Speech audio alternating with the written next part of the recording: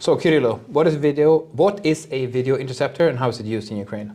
So what is video interceptor?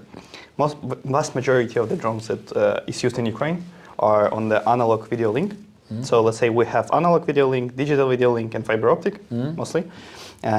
Majority of FPVs are on analog video link, and using either handheld video detectors or stationary video detection, we can capture the video from the drone that is flying. So basically we see on our screen what Russian pilot is seeing on But how is that possible? Isn't that like, aren't they using some type of encryption or something? They use some type of encryption, but it's not that popular in FPV world because, firstly, it's not that easy to put encryption. Secondly, nobody cares. There's like millions of FPVs used every year. I read today that by reports from intelligence, Russia wants to produce 7.8 million of FPV. So, for them it might be easier just to send like another to FPV rather than put encryption. And still, like with encryption or without the encryption, you still jam it equally.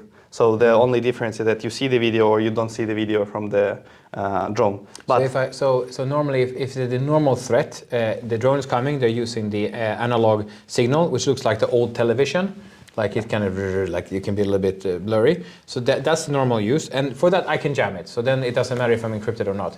But if it's not being jammed, you can see it, like you see the same as the pilot. Yeah. And I just picked it up with the normal antenna.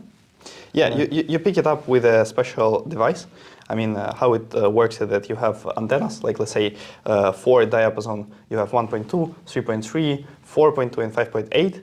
What I'm speaking about is gigahertz diapasons. And then if Russian drone is flying, let's say on 5.8, which is one of the most popular frequency for analog signaling, you're gonna capture it and have it on your device. So what do I use that for? Now I see what they see, so how is this useful for me?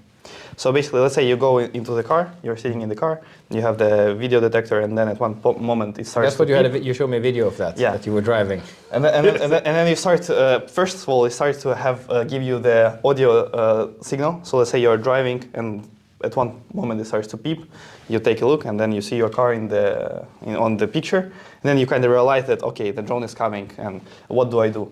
Usually. But does that mean that you're just spotted? It doesn't mean that he has a crash. It doesn't have to mean that it's a kamikaze drone. It could just be a spotting drone. Usually it's kamikaze drone. Okay, usually, let's say. So I'm about to die if I see. You're about to die, but you have some seconds to react. Let's say most of the cases you just get out of the car. Let's say no. For sure, you have to stop and then get out of the car safely. But if there is actually some shit flying, you can turn on the electronic warfare. Because electronic warfare is much useful. So if I know the channel they're coming on, I know it's 5.8, I can do the jamming on the 5.8. Yeah. So there is systems that let's say if you turn on the electronic warfare and your video detector is working, then your antennas is going to be fired up. So you're going to just burn out the detector. But there is a system that, let's say you spotted the drone, it's coming to your car, and then at the final moment it turned off the video detection and it's turned on the electronic warfare, and then it jams the drone and the drone just fell somewhere. Not in your car. So this is a variant, and then why you should turn on electronic warfare when the drone is close to you, because if you turn it on somewhere far away, it works much worse than at the final moment. Because let's say, imagine... Because I've seen images like that, the drone, and then when it gets close, it suddenly becomes kind of jammed or something. Yeah, and then the pilot loses control and then it crashes. But if you start to spoof it like, I don't know, 2,000 meters, then you still can have the fail-safe system. It can capture again the signal and then crush you next time. Or we have, and Russians have now, the AI detection system, so it's automatically targeted. Yeah. So, but this is the first case that you turn on the electronic warfare. Second case is that you just get out of the car. Car is moving, car is stopped, like you just run away from the car. Most of the cases, Russians are going to firstly go into the car, crush the car, and then another 5 or 7 drones are going to come and try to kill everybody who get out of the car. But you have 10 minutes, let's say. Yeah, you have one more chance. But also you told me that they were driving like F1 drivers, like they're driving insane speeds on these roads. Yeah, it works to try. I'm a fan of Formula 1, and then I was driving in March from Drushkivka to Kramatorsk, and there is a guy who is driving the way like Kramatorsk to Drushkivka to Konstantinivka every day, like 7 times. So he's a driver, and he's driving like for a year every day, like 7 times. And he knows all the streets, he knows all of the corners, he knows everything. And then you usually drive, especially in danger zone, in the night, because still the night cameras for the drones are more expensive than the day camera. So that's why in the night there is less drones. And then the dude is driving on the L200 Toyota, like old one, like 150 kilometers on the. Why are they on driving the edge. so fast? First, fiber optic is quite slow. So let's say the fiber optic drone cannot capture you if you drive 150 kilometers per hour. And also the regular FPV drone is also usually cannot go like for a while on the speed of 150 kilometers per hour. So let's say if you're driving. So if I would catch someone on my camera and I see it got me, if I'm driving really fast, yeah, he might not have battery and to stay. if you're driving away from it, Yeah. not like if the drone is going in front of you, then you probably should not drive faster. Yeah. But I if agree. it tries to capture you, you can try and move faster. Yeah. But let's say you have Molnia. Molnia can fly faster on longer distances than FPV. Yeah. So, and let's say you can figure out from the video interception if it's Molnia or if it's regular FPV or whatever, and then react accordingly. So there is no one way how you should do it. Just you have to adapt to all the situation. Yeah. But the fiber optics are slow, so if I drive fast, normal FPVs might not catch me, and the fiber optics will definitely not catch me. But can we stay about... No, fiber optic can catch you. Fiber optic is usually how it is used, let's say in the night, for example, or from some distances, it is used as waiting drone. So let's say you drive and you don't see anything on the video detectors. Yeah, this is also important thing. You don't have one video detector. You usually have different models, different brands, because you don't want to give to bet your life on one device from one company. And I think you said when you were driving in the car, there was only one that picked up the signal. No, all of them have some pros and cons. All of them have some features that they have marketing selling point that, okay, we are very sensitive, we can capture from the far distances. Or another one says that, look, we can capture multiple drones very fast if, let's say, you have on the one diapason a couple of drones. So everything works quite differently. So you have in the car a couple of video detectors. But let's say you're driving, you don't see anything on the video detectors, and there is waiting drone and fiber optic you cannot capture. So that's why. But what you do, if you drive in the city, you plus minus understand where the waiting drones can sit. Soldiers know it, like just plus minus. That probably. So they just sneak in with this. They're not detected. They sneak in and just. Yeah, fiber optic is not detected. And then, but then let's say what you do usually if you drive through the city in the front line is, let's say plus minus cross intersections where there can be fiber optic. And on this cross intersection, you slow down very much, you nearly stop.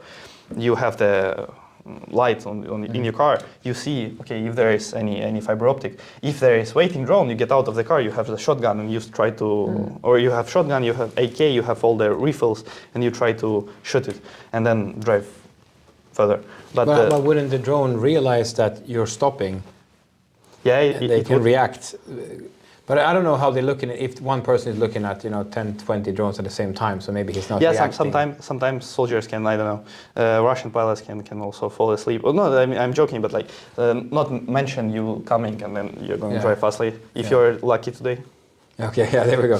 But I want to talk about shotguns versus rifles, because I now have this argument with another startup about the usefulness of rifles versus shotguns.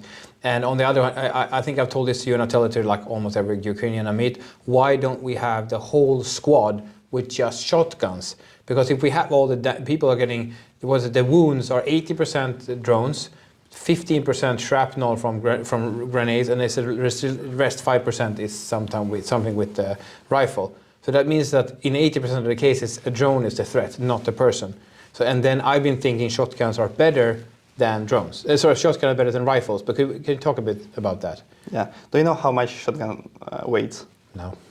Is it heavier? Like a rifle is heavy. It's like 5 kilos or something. No, let's say you have AR-15 or you have M15. Plastic. Yeah, it's quite actually easy. You have some type of rifles, especially American ones, that like so easy. Like I think girl 10 years old can carry it. Yes. I mean, Americans is doing it for children. Yeah, exactly. So it's easy to just have it as an X-ray. No, and you should definitely have the refill. Let's say the Russians are using infiltration tactics a lot, especially when there is either spring or or summer or autumn, when there is a lot of the green trees, and then it's the drones is much harder to spot you, and then you send like 2-3 guys, 1-2-3 guys all the time, every like 2 hours.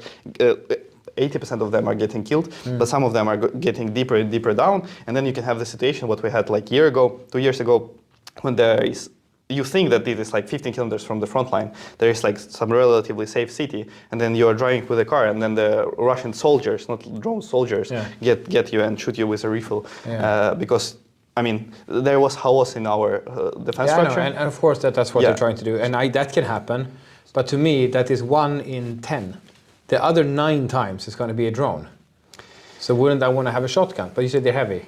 Yeah, but you should. I mean, somebody has both rifle and shotgun, but rifle you definitely have to have. It's not that you're not going to have rifle. I mean, nobody would go anywhere without rifle. Maybe you are. That's the thing. I'm not fighting, so I feel like I'm arguing from ignorance. But something feels wrong when my enemy is a drone, and I still will have rifle and shotgun. If I would have a team of 5 people, I would have like 1 person has a rifle, 4 people have a shotgun. What is your unit doing? What is the mission of? Trying not to die. No, but like, let's say if you're infantry, you have a lot of contact with the enemy also. It's not that there's like static front line and they don't try to attack you. All the time they try to attack you. All the time they send some people. Not only drones. No, will be people. People are going all the time, like trying to send. And as I said, like for 2 years they're using mostly of the small groups that are trying to infiltrate you. And for sure, rifle is much better to have if you like want to shoot somebody on the 100 meters, 200 meters, 300 meters. Shotgun doesn't work. But also, so what the startup that I spoke with, and they were claiming them from the Azov guys were saying that they have moved from shotgun versus drone as a primary, as they have moved to rifle versus drone. Because what the claim was that shotguns, they do work, but the effect distance is difficult, and also you have to be quite a good shot to actually take them down. So but what is the difference with rifle? I think that you're able to, if you get a partial hit from 100, you will take it down with a partial hit. But on the shotgun, if you get a partial hit, the bullet is so weak on the distance. I think from 30 meters or something, it has a good hit, but I think at 60 or something, you lose so much of the power of the shotgun shell. Yeah. That something like this. Now, let's say 2 things. First, there are actually guys who from AK, even 2022, 2023, I mean, and now they shoot from the normal AK with normal bullets, like the drones, because they are fighting from 2014, or they are like professional shooters. But have you ever shooted like AK or AR? Yeah. But have you ever target? Have you ever shooted like target that is moving? No. And that is like this size? And that is coming on the speed of 70 kilometers per hour. Dude, the last test we did when the drones were flying, I'm like, I can't even see the drone. You hear it, but like it's somewhere there. It's like a fly. It's like a little fly, like a mosquito, that you try to like. Do I see it? Oh no, it was there. There it was. And So guys are using the rifles. They're using AK for to shoot the drones. But like still, like somebody prefers rifle because he is super confident that I can strike something with rifle. Somebody prefers shotgun because you can strike, let's say, a couple of bullets with Cortege. Like if you have automatic pump, you shoot it like this. But you mentioned that when we spoke earlier that one of the strategies to get the drones down is to shoot with plenty of rifles at the same time. So shotgun, they just get a lot of lead in the air, just blast away. No, this is one of the like small doctrine. Let's say if the drone coming to you, you have the automatic or semi-automatic pump, and you just try to not start to shoot it very precisely to the target, but just like in the side of the target, and you shoot like 10 these bullets with Cortege, and there is like hundreds of small whatever they call metallic, but there's some metal balls. Yeah, metal balls, and then you just hope that one of them will strike something important in the drone, and it will crash. Yeah. Sorry, can I just a quick break? We will hear the clicking. So you can just if you use another if you want to work, you can just be on the other room. Like I've done this before, and the people will hear. They'll hear like click, click, click, click, and I can't get it away in the editing. It will. Yeah. You can cut this out later. This part. Yeah, this part I can cut. But if you want to work, you can just sit somewhere. But any clicks that we will hear it. Yeah. So you have to be very very quiet. Yeah. It's also because when you listen to a podcast, like your ears first, so these very focused, so people will really hear. Okay. All right, but yeah, are we still good in the frame? You look good. All right, awesome. Okay, so we're talking shotguns. It's a lot of lead in the air. That's the strategy. But okay, let's see where we want to take this. What else is new? What else do you want to talk about? What you have learned in the last trip to Ukraine? I would say I spent most of the March on the front line. Let's say coming to different units, we came with some volunteering help to them, and they are just my friends. So I'm not officially a soldier. At one moment I will become, but I'm just now taking the studies. I want to receive my bachelor degree. So yeah. About the shotgun to end it up. Yeah. There is, I just know I have been participating a couple of times in the competition for shotgun in Kyiv. Okay. Yeah, so there is a lot of the trainers who have been competing on the international stage for shotguns, who is now teaching soldiers of how to like correctly shoot from the pump, because it, yeah, I mean you have this competition like when you have like the whatever like the blade, yeah, and then people are super precise. Yeah. So there is actually in a lot of centers they train soldiers to shoot with a shotgun. They train with a rifle. So there is a lot of training happening. It just like it depends whatever you can take and what is your position. Like either you're infantry or you're FPV pilot or you're I don't know electronic warfare specialist. But like I don't know, it's to take the rifle is like to take the phone with you. I mean, you every day take the phone. You cannot I cannot. No. If it is even if it is Shahed interceptor guys, they would just take a rifle just in case to the Kyiv region. So the rifle is light enough. So why not just have it with me? Because it's so useful in many different situations. Yeah. But the shotgun, while it can be useful, is way heavier. So it's not as easy just to always bring the shotgun because like, fuck, I have the shotgun with me and all the shells and everything. And if I would meet something which is longer than 50 meters away, I can't use it. So it's a little bit, shotgun is a very single-use thing, but the rifle is used for hurting anything wherever you want to shoot. And even if it's not like the drone, it can be enemy on the front line, or it can be DRG, I don't know how to say in English, the guys who are specifically from the other side is launched inside of your territory to like make paratroopers? Probably. Yeah. I don't know the English word. Okay, sabotages, sabotages groups inside. Yeah. So you always have to be ready to meet them, and you always have to be concentrated. Even if you are doing the work as a military somewhere in deep in your country, you always have to be ready. Maybe there is, I don't know, somebody wants to make a terror act to you. And as you said, I mean, when any side, either Ukrainian or Russian, have a breakthrough, you know, they are not necessarily saying, "Oh, there's a breakthrough." No, you will just notice that, holy shit, there's Russians suddenly here, and you don't know about that before. They will sneak through. Like it was a big problem last year. Now it's a bit better because we are now having reforms and we are now having updating of the army. So it's now becomes. What has changed? Why not so easy to break through anymore? Okay, I don't want to have any. I don't want to say any controversial thing, but before, I mean, there were a lot of changes in the personnel on the top tier personnel. Also, there were a lot of changes inside of the structures. Let's say even the third corps.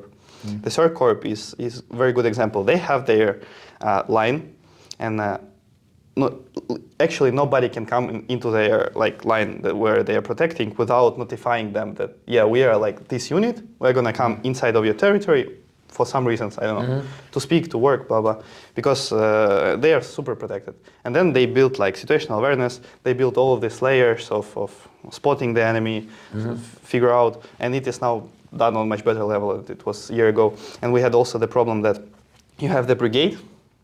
And then you have, like, say, in brigade, like some amount of battalions, and then like 40% of your battalions can be taken out from you and given to another brigade. They moved around left and right all the time. Yeah. So, and let's say you receive, like you as a head of brigade received 2 new battalions who are not your battalions, and you need again to meet all of these people, and it's like 800 people. It's quite a big. Like, I heard somebody was saying like the way we are supposed to fight as NATO is that if we have a unit, you have a unit, a brigade, I have a brigade, and I would always know who you are, and you like we're commanders, and we all know who is next to each other, and when we do missions, defending or attacking, we are talking together every time, and like here's where I fight, here's where you fight. We might overlap sometimes, but we are working together. But every time if I change and a new guy comes in, there's no relationship, and Yeah. we don't know how to fight together. And as I understood, that happened like all the time. Every week it was like a new somebody. So there was this teamwork didn't develop well, and because we are fighting, we should have NATO is supposed to fight. We're fighting with corps that the same brigades fight next to each other all the time. Yeah. But you still have to make rotations over the brigade. Oh, So yeah, you that's you cannot cut off all of these problems like immediately, and you have it always in not even defense sector, in any kind of sector. Let's say in European military, like one of the country. Let's say you have guys who were working in the procurement system for like 20 years, and at one point they just want to retire. I mean, no, they're 60-year-old. We do get problems and then, yeah, that's true. and then you have new batch of guys who come, and there is mix of old type of guys. The commander is old guy, and there are new guys. And if it used to be that they were from the one school, and then they could just call to the commander and say, "Look, I have this issue. Can you help me?" The new guys come. You don't know the commander. You don't understand what is happening. So it always happens. But has this changed now? Is it better somehow? Yeah, it is better, and I have a lot of. How to say? I'm optimistic now about the changes because I like very much what this new Minister of Defense is doing. It's Mikhailo Fedorov. He is a very innovative guy, and. Was he coming from like IT sector or something? Yeah, he was Minister of Digital Transformation. He was always also one of the main guy in Brave One. Yeah, So he made, even on the position of Minister of Digital Transformation, he made a lot of changes in the army. Not basically like ministry that is not even related to the war. Yeah, but he's still kind of... Yeah, and now he's Minister of Defense, he received some power, and the team that he builds around himself is very good. Yeah, so we can maybe have some positive impact. About the third Azov Corps, I would heard now that I read somewhere that he is projecting, or he would like to have 80% robotization of the unit. That he said now there's 30%, but they want to go to 80% robotization if possible. Who said it? It was the deputy commander of the Azov Corps. I think. Yeah, Azov is first corps. First Corps. Okay, sorry. Okay. Third corps is another okay. guys. Oh, sorry. Well, the yeah, Azov but Corps. there is everybody is now speaking about it because you have now the cases where UGV is doing storm activities, and UGV is the future. I mean, you have the platform, and the guys in Ukraine are preparing now and working. There are a lot of the teams who are working on the next generation level of UGV, and I actually now most of the logistic mission is also done with UGV in some of the units, and most of the evacuation missions in again. Just some of the best unit, not best, but like most efficient and most developed in UGV is also done by UGV. Yeah, because I wondered, like I haven't seen many images anymore of evacuations with cars. I don't think I've seen any in the last year. No, it is done, especially. It looked like a suicide mission. Okay, of course, we will see the video when there's a drone crashing into it. But I see there was some pickup. There's a dude. They're loading in the person into it, and I'm like, then the strikes kills like 5 people. There are still a lot of evacuations on the, but usually you use armored vehicles, such as Rochellis, for example, very good, or Bradley or whatever. So you have a lot of evacuation, but sometimes it is needed because, I don't know, you have a couple of guys, but sometimes you just don't have UGV and you need to go there. And because the guy is dying and you don't have UGV to come to do something, yeah. All right, well, what else? We talked about the shotgun, the rifle. Yeah. What else is interesting from the front? What else are changes you're seeing that you're interested in sharing? I love how AI is starting to work. AI? Yeah.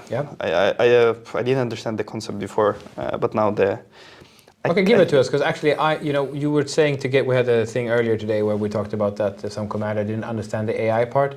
I think most of us are like that. If we hear AI, but what we use it for in our daily lives is word processing, asking questions about what should I name my new company? It should be named Grapes Incorporated. I don't know, like they will have something like this. Yeah. It will have. So that's what we use AI for, or maybe automating some simple task. What is AI in the military from what you've seen? So I'll try to formulate based on public data. So there is a Hornet type of drone. This is fixed wing drone. I mean, this is public. A lot of information about it is public. So this is the company who produces also Merops. It's also public. Also Bumblebee. I mean, they have, like publicly, they have 3 products. They have their AI on the, let's start with Merops. So how it works, again, public information. You have the Merops interceptor of the Shahed. And it basically have automatic target lock. So you have this Shahed, you launch the Merops, it is integrated into some kind of system, situational awareness. It finds the Shahed, it captures it, it's locked, even if shaheds will move, like will start to do some it's so maneuvers, catchy. it also will capture it. It has some of the limitations, but so there is like two types of bullet drone and fixed wing interceptor. But yeah, their AI is quite good. Also, you have a Hornet. Today was a video. Wait, is it fully autonomous? I can send it up, find the Shahed, and take it down? Yeah, nearly fully Nearly. autonomous. Oh, that's nice. And for example, today was. By the way, I can say about the Yeah. listeners, I saw a Shahed takedown. This was like half a year ago. There was a manual takedown, but he was showing how he was sent up. They get the alert like this area, go to this area, because somewhere here there are Shaheds. You know, to like project that it will come into this area. So they fly the drone there, and then that can be done automatically. It's a waypoint, so you don't have to fly it the whole way. But it comes there. Now you're there, and it was shown with the video. He was looking like this, like, and I was so surprised because you can see the ground beneath, like some trees and some water, and I was like, but you can't see the Shahed at 100 meters in the air. Is almost impossible to see. Even though Shahed is quite large, it's like 5 meters long, but in the air, he was trying to see it, it was almost impossible to spot it. And he had to spot it with his eyes and see where is it. So I can see that we're thinking now with AI everything would be so easy, but now you have, even just finding the Shahed is difficult in the air. So yeah, anyway, back to you. Yeah, but the same like detection is, let's say today was a video from Azov Corp, how they are flying in Mariupol on the Hornet. Again, it's also not secret information. You have on the Russian resources they published like how they do it, with what type of communication. Yeah, how come they do got it. so far in? Like they were way into the Again, territory. saying from the Russian resources. Yeah? But they proved it with the photos that it was on Starlink. Yeah, so this is Starlink, yeah. Yeah, and it is with automatic AI target lock. And the Russians even published a video of how it was flying from the pilot perspective. So again, based on the public. Let's say the Hornet is flying, and what it helps you to do, it helps to spot some potential targets, and then you have the zoom, and then let's say it can spot something which my eye cannot. I mean, I can see. I have 120 on both of the eyes, but like it's impossible. You can see a pixel in the yeah, yep, that's something. Pixel. Then it spots. It says potential target. Then you have like small part of the screen. It zooms you, and it looks like a car, and you can put like it's potential target. So is it you? Are you flying anything, or just like on a computer clicking with the mouse? You can fly. You can have automatic fly. You can take manual control. No, when you're talking about this, that it alerts you. Are you? Then I'm imagining I'm sitting in front of the computer, and it just tells me, and I can click what it wants me to do, or do I have to pilot it to look around? No, you can plan the mission. It can fly somewhere. You can both plan the mission, it's going to fly in the direction you want. You can also fly it manually. But yeah, without opening some... Okay. This is not, I think, public how to operate it. But let's say, but it will tell you, it will see things that you don't see and say this is a potential target. This potential target, you have to approve yes, or you have to say, I think there is like some kind of free form. You can say, look, if I have my picture off, if I lose a connection, just strike it. Yeah. So, for example, and wait, we started. AI, and on the videos that Azov today published, you can also see how it works. Let's say they go near the Mariupol. There is logistic ways, and then there is like military cars going, and then you have AI spots you. Here is a car. Here is a car. It's military car. And even if you lose the signal, if for example, I don't know, something happens. Yeah, no, Starlink is not that easy to jam, but let's say if something happens, or let's say you lose a picture, it will still strike it. So it's quite useful now. And I think that's why one of the reasons that the progression from the Russian attack has been very slow now. I think that because somehow you guys are breaking through into the logistics. That makes it very hard to attack if every time I try to get soldiers or ammunition to the front, it gets blown up. Yeah, I love how the system is now started to work. It started to work quite a couple of months ago very efficiently. Is 20 kilometers is covered on the front line. Like more and more units starts to build very, very effective this kill zone, and then you cannot come here with the soldiers without being spotted and killed. So have we had, let's say, I mean, I'm using this, I've said it many times, but the future is already here, is just unevenly distributed. So we have had, let's say, the first, the Azov Corps have been very good at doing some of the things, but it's not been everywhere. So now part of these learnings, maybe not only from Azov but from others, is starting to be generally applied. And so we get a deeper and more dangerous gray area. What's called. Yeah. Again, taking from this Mikhailo Fedorov, his approach is like Azov guys are doing some very, very innovative stuff, good stuff like Breakthrough, Third Corps, Hartia, not popular units like Achilles, whatever. Like there is a lot of units, like a lot of them, and everybody is having R&D guys, everybody is having engineers, everybody is trying to come up with some new solutions, and the question of the ministry is exactly like to spot it and then to scale it for the whole So he army. believes that's his So, purpose, to scale good ideas. So and you have different private companies who can do some good solution. So let's say UGV. So I think from one interview, I love this approach again of Fedorov. He was like, look, we are now gonna procure from on the government level from more companies.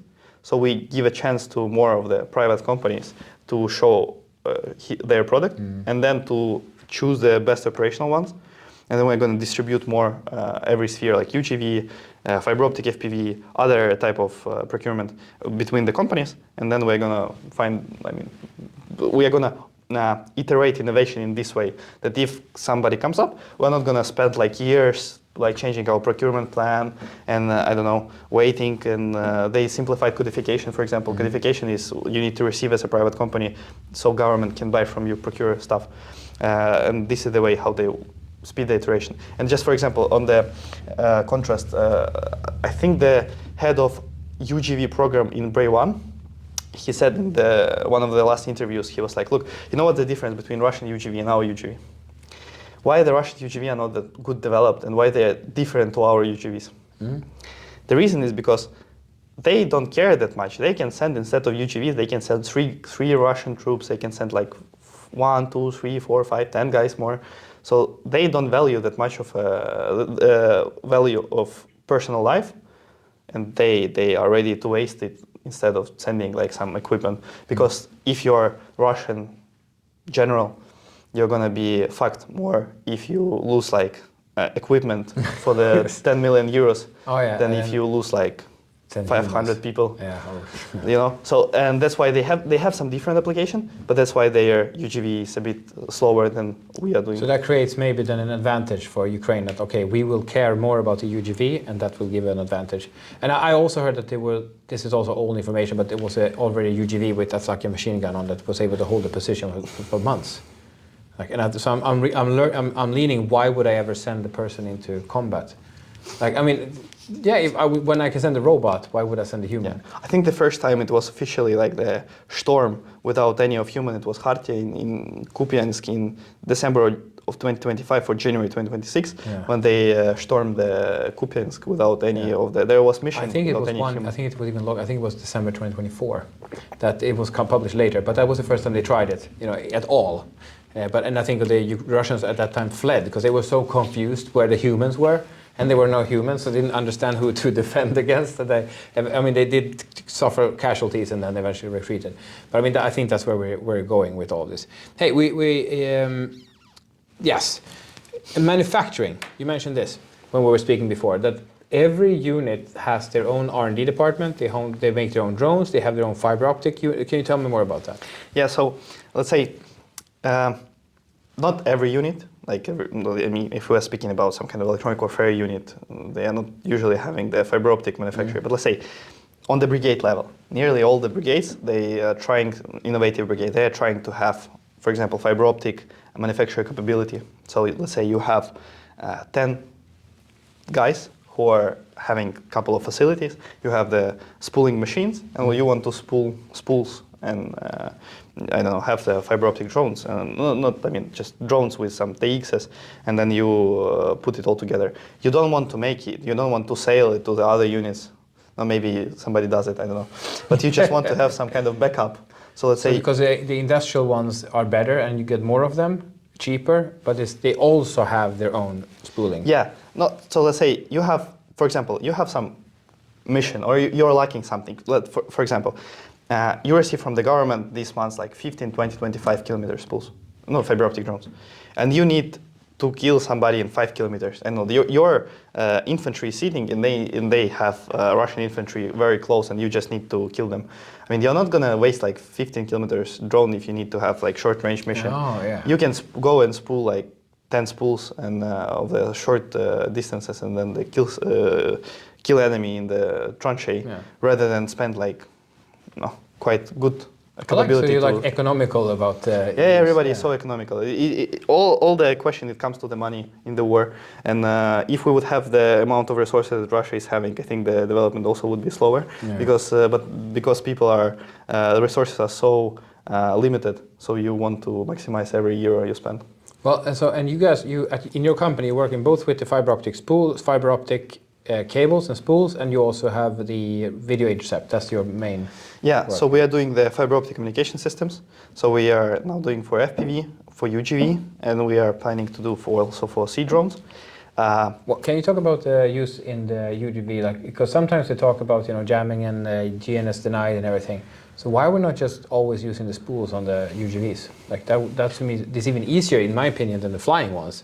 Because just have the cable behind the vehicle. Let's say when you are flying the FPV, what drags out of the spool, the fiber, is the air, usually. I mean, if you come to some kind of tree is dragging it out. But even just the air is enough to pull it back. Okay. But if you go with UGV, what drags out the fiber out of the spool is some kind of, I don't know, bushes, something that is laying down on the But the on road is not enough. But just the road is not enough. No, it's enough. I'm just saying that every time it will, it is much more hard conditions than just flying with a fiber. Okay. So let's say you have, like imagine like road on the front line. You have something is burned, you have some kind of glass, you have whatever, there is like metallic parts. So the chance of it being broken is much higher? Yeah. And then you have some other issues such as like, you cannot put just the spool like this because let's say if your UGV stops, the fiber will, because of the non-physics, it will continue on spooling and you will run out of the fiber. Now this is just like small issue, there are a lot of them and that's exactly what we are trying to fix and working with a couple of UGV producers. Did you also have like the reinforced fiber? Because I've heard that the fiber easily breaks, so some companies reinforce them and make them tougher. Like, I don't know if you do that or not. No? Reinforce? Yeah, so it's like if the fiber, if you pull it hard, it breaks. Especially the Chinese like one. this, it does not break. Okay. I mean, if you have ever like tried to break it like he's this, working with it. Like I have never used the fiber. I've only seen it, but I haven't really played with it. I mean, it's much better chance that you're gonna cut off your boss of your how you call this part of the hand than you're gonna break it like this. It's just it's super hard on the breaking of this breaking. But this, if you will do some loop and then try to break it, it will break easily. But somebody was telling me, maybe it was you, but like at 10 kilometers, fiber optic is like 100% effective. It will never break. But at like 30 kilometers or 50 kilometers, the likelihood of breakage goes up almost exponentially. And that's why it's not so easy to use at really long distance, because they will break somewhere. No, a bit not like this. Yes, it's true that the shorter the distances, the better the percentage of success rate. But it's still, even on the 10 kilometers, it's not 100%. It's far, far below. It's just like, How effective is fiber optic? So if I were in a world where I only was allowed to fly fiber optic drones, what would be what's an average mission success on a certain distance? I mean, it depends usually on the distances and the type of landscape, but let's say on average across all of them, it's like 70% is good. All right. If 70% out of all of your fiber optic drones will fly to the target, I mean, it's good. That's good, yeah. Because there is a lot of limitations with current technology of the fiber optic. Why? Because you know that the fiber optic technology for drones is Russian technology. So we just copied in Ukraine Russian solution. How it is done both in Russia and in Ukraine. Now they are trying to do something else, but like, let's say, original fiber optic. The idea is very similar. There is like telecommunication fiber, like the classical one standard, 0.25 G657 A2. And then this fiber was never meant to be spooled on the tiny... It wasn't designed for that. Yeah, it was not designed for that. And it was never meant to be used on the drone when drone is flying like 60, 70, 80, 90 kilometers per hour. It was never meant to be spooled and then put in the warehouse for like a couple of months. And I heard, I don't know, somebody, if it gets wet or if it gets cold and hot, and it can tighten and get stuck and all kinds of weird. But like, imagine like 15 kilometers of fiber spooled on the spool. So let's say you have it like this, length, not length, but like height. And then you have, I don't know, how many centimeters? How many is thick? Maybe 5 centimeters like, thick. Yeah, quite thick. And then there is a lot of layers. There's hundreds of layers of the fiber spooled, and then at one point it becomes wet. So I mean, if it becomes wet, it becomes much more Expands. Yeah, it expands, so it is not that thick. And then when it dries, it kind of Contracts. It gets tight. So yeah, it gets much tighter, and then it can break the inside levels. Or let's say you have it like this situation when here is a bit of space, Yeah. here is another layer, and then when it tightens, this fiber layer will comes inside, Yeah. and then when it unspools, when you're gonna unspool it, it will break the So upper layer. so it's in the process of spooling. That is when, if you do it incorrectly, you will create likelihood of breaking of the fiber. Yeah, so that's why there is a lot of playing, and it's not that easy to make fiber optic spools. And then I can see why if you have a shorter line, the likelihood of mistakes breaking is smaller because it's not so many layers spun into each other. Yeah. But if I choose to do 50 kilometers, it starts to be, it's a huge spool now so that if it's not done perfectly, somewhere along it's going to break somewhere. Yeah,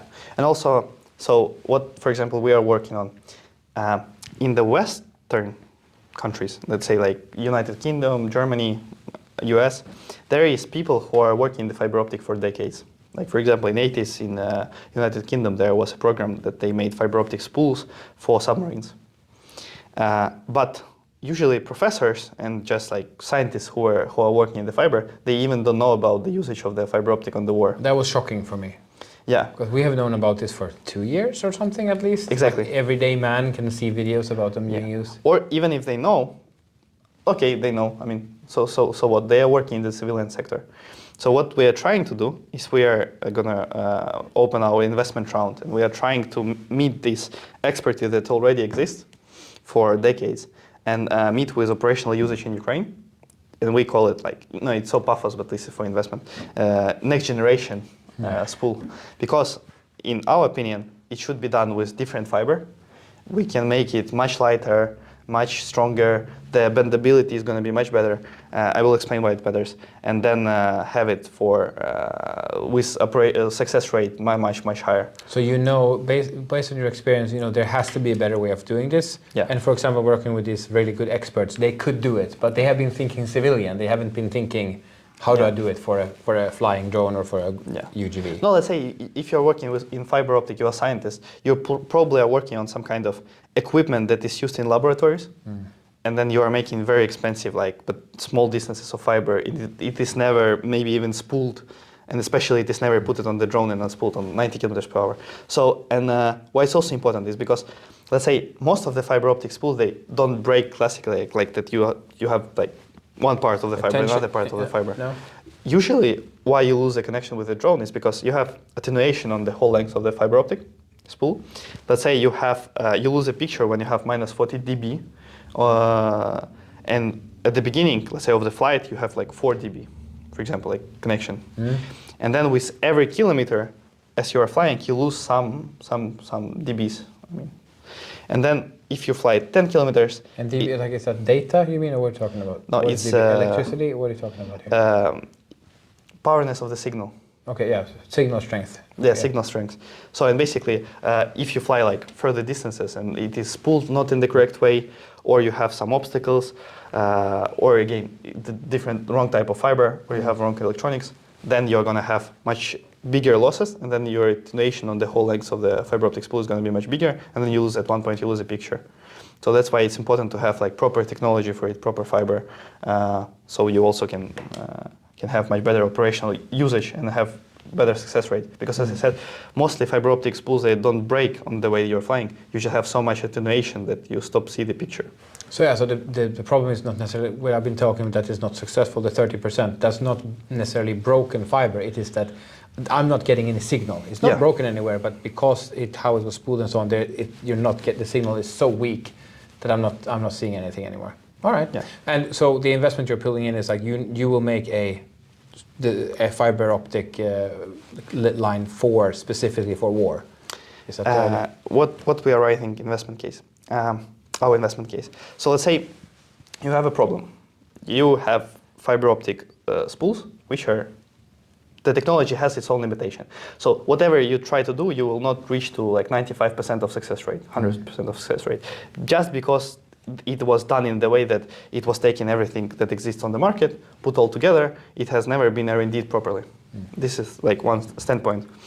So the second thing is, what we are thinking is, you can have not only the classical way of how fiber optic is now operated in Ukraine, that the pilot is sitting like 10 kilometers close to the front line, 5, 10, 15, doesn't matter, and launching it from here. But what you have in Europe, what we don't have in Ukraine, is that you have very rich fiber optic network underground. Every house in Finland, especially in Germany and in Estonia, they have fiber optic connection. Not like nearly everybody. Yeah, it's very I think common, even yeah. here in the office, you have your Wi-Fi is Oh, connected yes, to this of fiber course. optic. Yeah. So We're in a city. yeah, Of course, we so have fiber. what if you have not as a primary maybe level, but just for the army, Finnish, Estonian, Latvian, doesn't matter.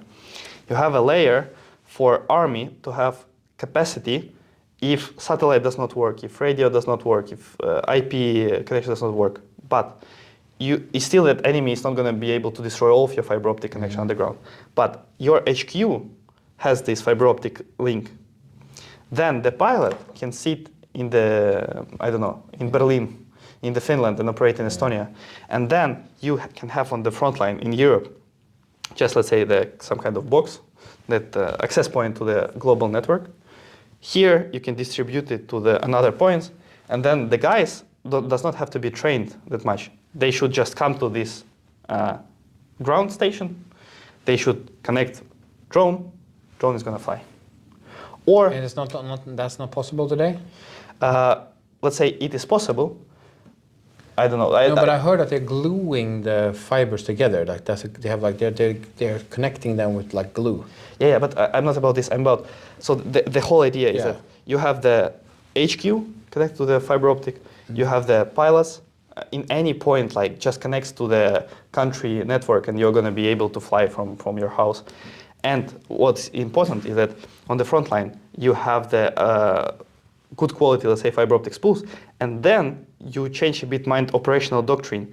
You not only put the cheap FPV drones on the fiber optic, but you can put ISR drones on the fiber optic.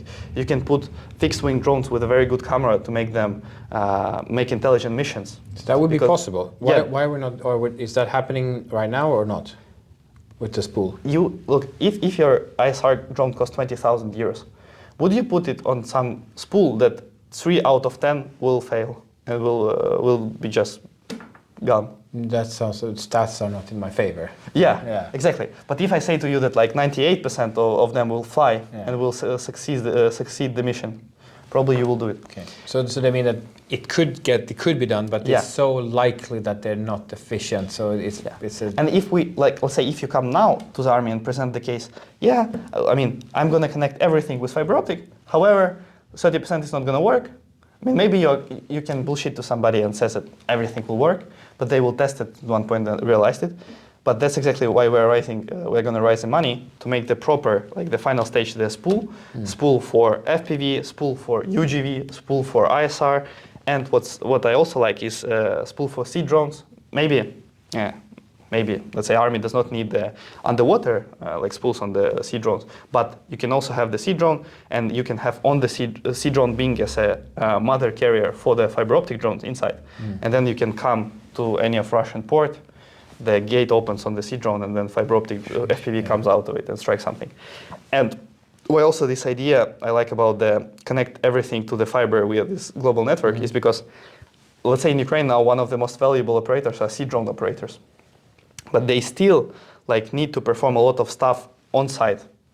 And Russians are striking a lot with their Iskanders missiles. When the group comes to the coast, it starts to put something, and then it goes striking.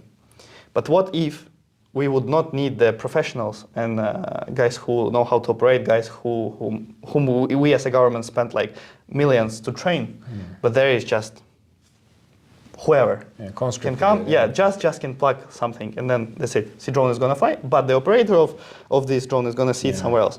And this also, what it also allows, except of the fiber optic link, you can have just like this system works, and you can have radio link. You can just like, as for example, one of the operational usage, you have the access point. Here is a border. You have access point. Some guy comes, connect your fiber optic drone to the access point to the global network. The drone flies at one position. The guys receive the drone, cut the fiber, splice the connector, plug into their ground station. Maybe not even fiber optic, but some other. And they have the link between. Between the access point to the global connection and their position, and from here they can use fiber, they can use radio, they can use Starlink, whatever. Yeah, I'm surprised. Do you know about the usage for fiber optics for communications in Ukraine? Do you have not just for drones, but just for fixed position? I'm somewhere. Is that used? Yeah. Yeah. I mean, it's even used. You can Google how Russians are using it. So let's say with when not we, but like say Elon Musk was again Fedorov asked, but doesn't matter. When Russian got fucked with Starlinks, they started to actually put between the positions. A fiber optic drone is coming.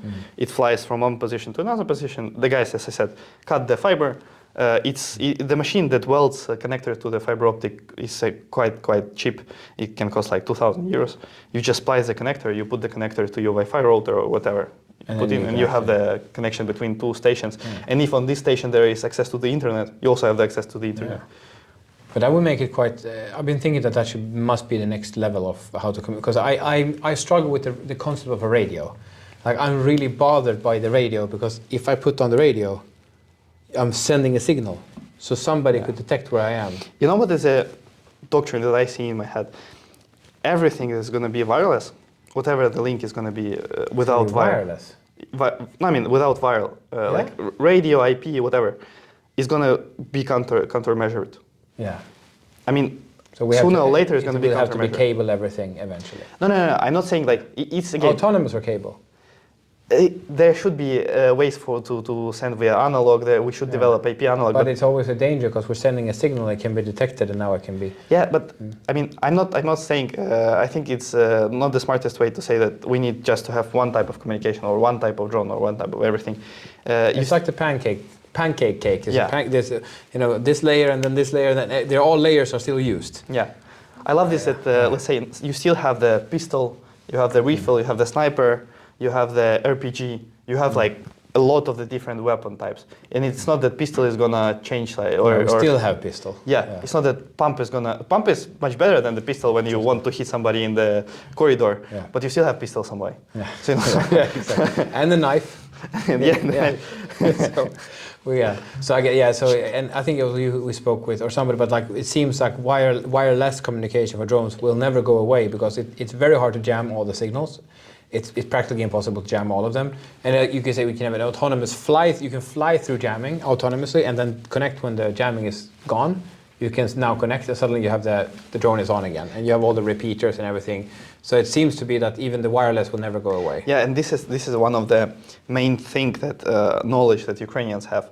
Because we live like for 4 years in this tense condition when you come up with something, the enemy finds countermeasurement. Then you come up again with something. The enemy again adopted. Then the enemy starts to fuck you with something. Then you adopt. Right, And that's what actually I'm kind of promoting to Europeans. That look, even if you don't like Ukrainian tech, because the CEO of Rheinmetall said that this is quite low technology, but like you don't have anywhere else in the world this knowledge of how you adapt to the things. Yeah, we're now speaking about wireless communication. Not any, but let's say good, educated Ukrainian FPV combat engineer will have like 4 years of experience when he is every day fighting with some kind of problems, engineering problems, radio problems, how to connect the drone, how to countermeasure Russian drones. And the guy just has like 4 years of experience of playing around with different solutions. He knows like, if you ask him, what would happen if I do this and this and that? I tried it like 2 years ago, we did this. Maybe we are going to use it in a year from now because they will forget about this. Like, so, and that's what we don't have, and that's what I think we have to take from... But aren't you in some association or something, or some organization that also helps with the training?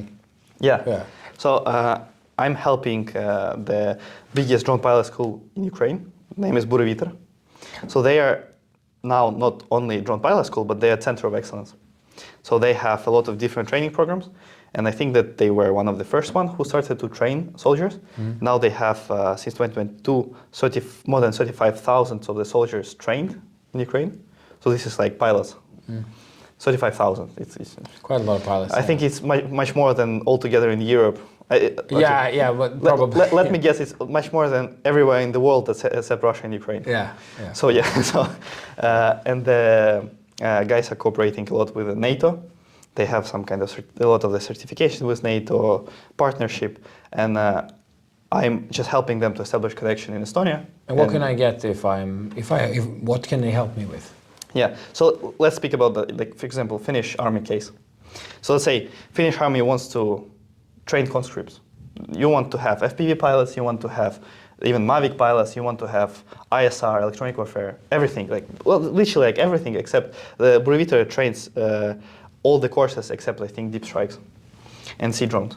So everything else is covered. So then let's say you want to train in Finland your troops and your conscript the best as possible. What would you choose? Do you want to go every month to Ukraine, or, I don't know, send like 10, 20, 50 guys, whatever, once in Ukraine, they learn something, they return back, they pass the knowledge? Or what do you think would be the best? Or you ask Ukrainian structure that has 4 years of experience of building the structure, updating it all the time, has more than 200 instructors, coming to your country, building here the structure, train future trainers, and then after it is built the structure with analog to the Ukrainian solution, which we see now works the best because they are the most famous and the most popular and actually the most efficient. And then it updates the whole methodology situation every day. So day to day. So whatever is new coming on the front line, you don't need to send your guys to Ukraine to go to the front line and then speak with somebody and then return back, and it will take months. But you will have like day-to-day operation. And outside of it, you will have training facility and program and methodology for pilots, for commanders, what I really love. You will have the knowledge how to build the HQ. Because, I mean, everything starts with HQ. I was speaking with a couple of, during my trip, with a couple of commanders of the company and battalions, and I just said to them, like, casually, like, look, what would you suggest? Let's say I'm speaking about some European unit, like on the battalion level, who wants to learn how to fight? Mm-hmm. And they were like, look, let them build the HQ. Because now in Ukrainian army, HQs look like high-tech, I don't know, IT company office. So you come, there's everywhere screens, you build situational awareness, you build all the communication with all the units, you know how to operate, you know, like, there's like hundreds of different variables and all of them are connected together, and how you build this structural work in the modern warfare. So all of it, knowledge is also going to come here. So that's why I support much more the idea of building the structure inside of the country, so the country has the knowledge and has the capacity inside and can train as much conscript as they want, rather than buying some courses or send like whatever amount of people there. I mean, it's also needed very much. So there's a possibility to have that connection continuously through this organization. Yeah, because it's also what I see in Estonia, what I'm actually trying also to help the guys with is, let's say, it's my personal opinion, but I think that some of European countries are done the connection with Ukraine not in the very best way, in the way that there is all the time some delegation that is coming to Ukraine that is speaking, returning back. It takes like, again, months, 2 months, and you receive knowledge in the batches. But there is actually, in a lot of structures, in a lot of institutions, there is lack of this day-to-day online cooperation. And that's what I think is a bit missing. And basically, one of the first steps that I would do is I would take such guys as like Bureviter, cooperate with them, let them help to build here the structure, and then you can just Google the website and see how many lines of effort there are. We're gonna put this in the show notes, but so it feels like you have a handshake out, and like as long as if the Finnish or whoever others listening can just grab the hand, then you can have a you can help and let's say with that information. I don't receive any money from them. And I'm not making a decision here. No, but I'm happy that you say that this exists, because I'm not in the military that way, but I have the situation that you're saying. I'm meeting you, talking and learning from other Ukrainians, like what's going on right now. But I always have I have a month delay, because I will not talk with you now for a month, and the next time we meet I ask again. But there's always like a delay for me. But it's not so difficult for me. It's not life or death in my situation. But when we're training our conscripts, the attitude, if there was a way, in my opinion, to continuously train that okay, now latest updates, this is the current countermeasure, we have to change our operations a bit. And we're used to that, we're used to changing it. Because I think the logic is, whatever we're training for is not the next war. We're training for we need to train something, but whatever we're training for, we have to be realizing that that's not the actual fight. It will be the fight for one day, and then or 1 week, and then we have to change it. And I also like this idea that two things. First is, if you can waste your investment, if you invest in some kind of equipment, and then at one point it's just useless. No, because Russian adopted, it's literally useless. There's a lot of examples of the things that is not used in Ukraine because tanks are almost not used. Helicopters. No, let's say they are used for the purpose. But I'm speaking about, let's say there is like FPV drone, whatever. What was used in June 2022. I've heard there's models they just can't use. They just like if you take the first iteration of FPV, it's just useless now. So if you can waste your investment as a government for if you procure equipment, it's impossible to waste the money if you procure the knowledge for your guys. And that's what we spoke today. That's what I said. Is I think that without like judging any of the government in Europe, but I think that it is quite a mistake that not that big of percentage of the not even GDP but army budget is spent on getting the knowledge, because in Ukraine the high tech comes from the knowledge of the people who is using it. Because again, I was speaking with a lot of commanders. I was just discussing, look, what should I tell Europeans when they say to me that, but CEO of Rheinmetall said that this is low tech, we can do it on the kitchen. He was like, yes, we can do it. We are doing it on the kitchen. Like, I mean, let's go. Like, there are sitting like 5 guys who are doing something with the drone. This like thing that they are doing is not the high tech. Does not bring that much of a value. Assembly is not as difficult. Yeah, it's just I don't know, fucking rock. You're not gonna fight next war with this stuff that like we are having now. But the guys who are doing this stuff and who are updating, they are going to fight the next war. And I love to make this parallel. I don't know if somebody said it, but I come up with myself. Like I make the same parallel as like, why do you have the education? I mean, especially like school education.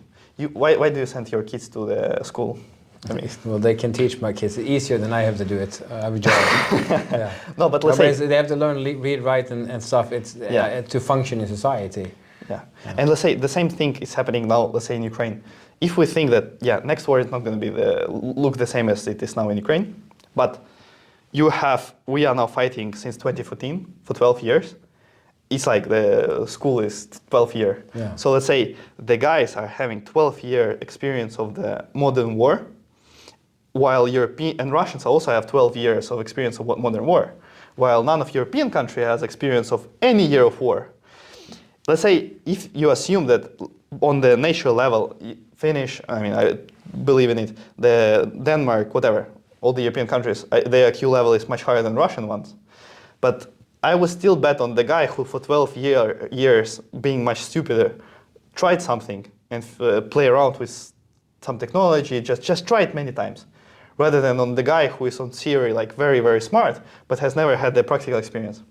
So that's actually like my point of view, that we can procure whatever systems, but if we don't train our people, and our people is not ready, and it's not on the context, even Russian stupid jerks are gonna be far, far ahead. I really hope we don't have conflict with them soon, because they're getting very well trained. Like, they're losing human beings, but the system, how to fight, is continuously improving, and that will be very difficult for us, I think, if we would have a fight now. But let's see. They're busy currently. So, and just like too scary. So, yes. Like make a clip out of that. Let's go. Russians are very, very smart. It's just like, if we, as I said before, I think that the Finnish IQ average is higher than Russian. But what is Finnish population? 5 million. 5.5. Yeah. What is Russian population? To connect Jabra Speak 810. Okay. No device. Sorry. That. Let's see. Yeah. So Russian, is it 100, 120? Yeah, I think some 120. So say the difference is quite big.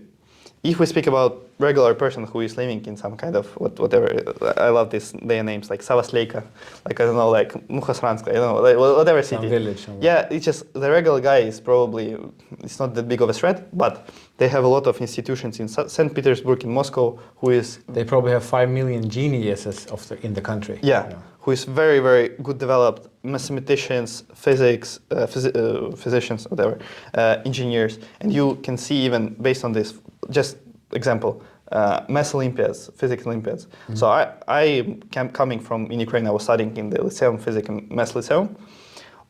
If you want to study and prepare for some kind of Olympiad in math and physics, and if you are like from Ukraine, you don't have that much of books even written for Olympiads for preparation and all the scientific information in Ukrainian or even I think in English as you have in Russian, because chess, Russian dominated a lot. Physics Olympiads, also Russian dominated a lot. Math Olympiads, they dominated a lot. They were the first one who... It's like part of the culture. Yeah. They are appreciative of math, physics, and logic, and Yeah. that's a part of, like, they are doing what they can to bring those people up.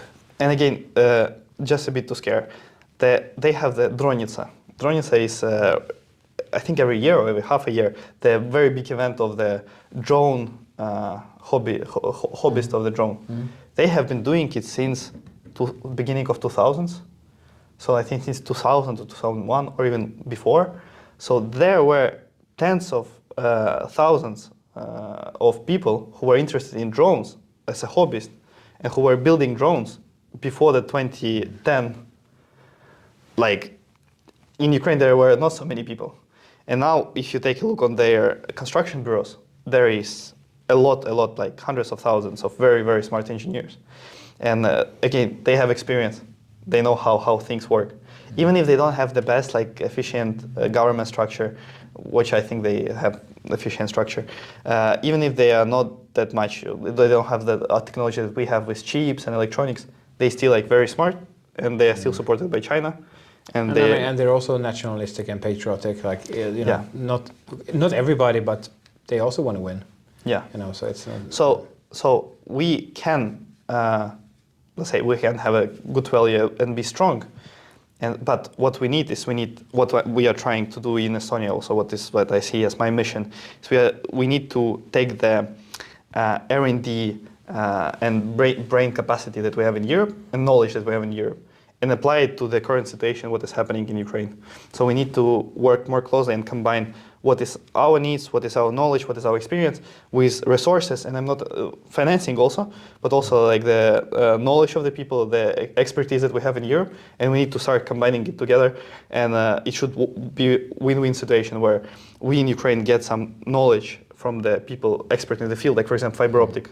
There are guys much more smarter than all of us in our company, like in fiber optic in somewhere in Southampton University. And if they know what you guys need, they might be able to fix, create something. But as a scientist, they also need some kind of input what we want to build. And we know like specification what we want to build. So, and we need to combine. And when Great Britain, for example, if we assume tomorrow is going to be the war, they have a lot of fiber optic guys. But do they know how to make the fiber optic drones? I don't think so. Why? Not because they are stupid. If you give them like half a year, they're going to figure out. But in half a year, I mean... A lot of human lives lost in that time. So if we want to protect our lives of Europeans, we need to get the knowledge from Ukraine and on the upper layer put our expertise. And in Ukraine, we need the expertise and combine with our knowledge. And one, for example, also of the problem is that a lot of European companies, if they have some good technology, they cannot work with Ukraine. Because just the government does not allow them. Yeah, that can happen, yeah. So... Yeah. Well, so Kyrylo, is there something you want to add? We've been speaking here for a while. Is something you want to add that we feel like it's not known enough that we should know? In what sphere? Yeah, like in defense tech. Yeah. No, I think it's quite obvious, but let's say for any kind of European defense sector company who is doing something, everybody is saying like if it's not tested in Ukraine, it does not matter. I also agree with this. I mean, if your stuff does not work in the current war, why do you think it will work in the next war? And let's say, yes, I agree that next war is going to be different, but like the basic is going to be plus minus the same. And the spheres that we will continue to iterate and innovate is going to be the connection to the drone, because I also believe that like the drone itself is just a physical thing. Yeah. If you don't have a every good company connection, that makes a drone, I'm like, I feel sorry for them a little bit, because like the drones to me look all the same. But yeah, because the trick is in the connection. Either if you have a really, like there's a company called Galtech, an Estonian company as well. They do a new type of engine, or like a battery, different type of battery that has like 5x the battery life of the lithium battery, or they can do 5x longer. That changes the way you fight with that. So yeah, if you have that in your drone and somebody else doesn't have it, that's a huge difference. But otherwise, you need to control the drone, and you need to get to where you need to go and choose the right target. I don't really care what type of flippers it has on it. It's gonna get there somehow. No, so this is just like the physical stuff that is very low tech. I mean, we can, if we receive Chinese parts, we can build the drone here in like an hour. Like, yeah, FPV. But again, the connection is the main thing. The connection is always like developing. The countermeasurement is always developing, and everything gets countered. And that's actually the paradox of the fiber optic, why we are working in fiber optic, and I'm so happy to work in fiber optic. Fiber optic is something that is still, there is no solution how to effectively countermeasure it. Even detection is hard. It's only like audio detection, or visual, I guess, but audio is the best to detect.